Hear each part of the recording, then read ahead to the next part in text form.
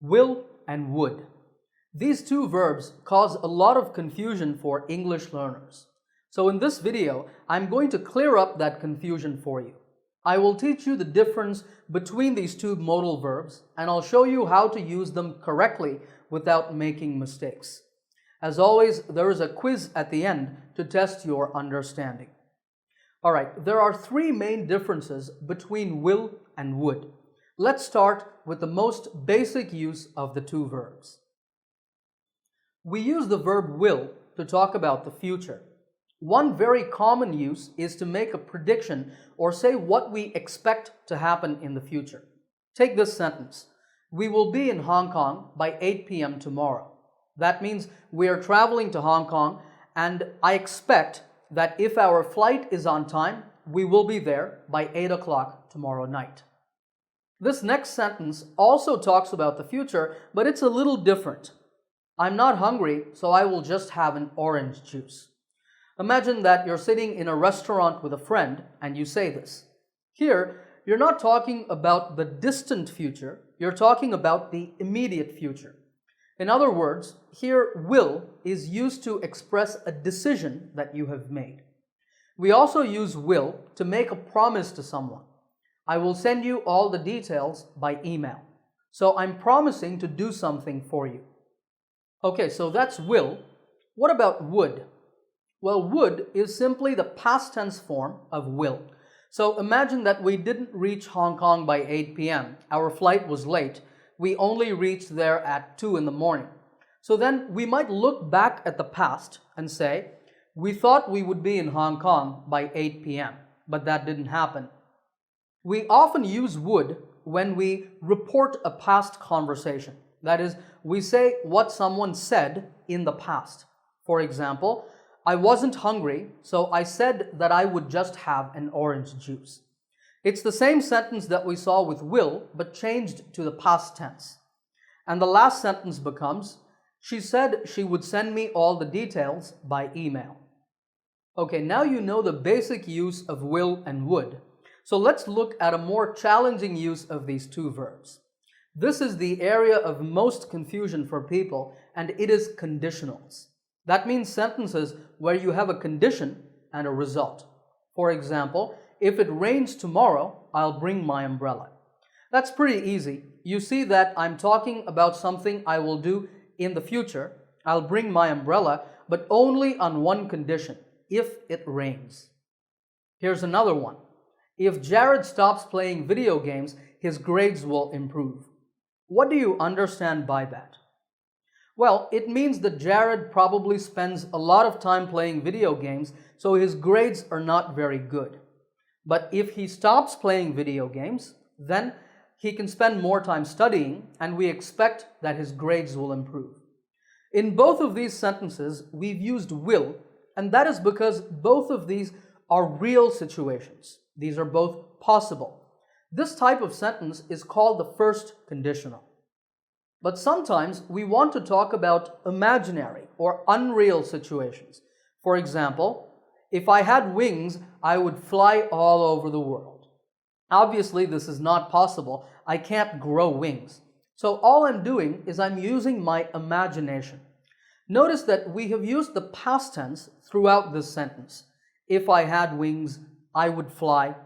We are not talking about the past, but this past tense, including would, just shows that this is not real, it's imaginary. Now let's go back to Jared and his video game addiction. What if I said, if Jared stopped playing video games, his grades would improve? It's similar to the sentence with will, but using the past tense with would just shows that I don't think this is possible. Jared is not going to stop. He's just going to keep playing video games, and his grades are never going to improve. Remember, with will, it's possible. With would, it's not possible. It's imaginary. And this type of sentence is called the second conditional. But there's one more, the third conditional. This is used to talk about past conditions. Imagine that Jared had his exam, and as we expected, his grades were poor.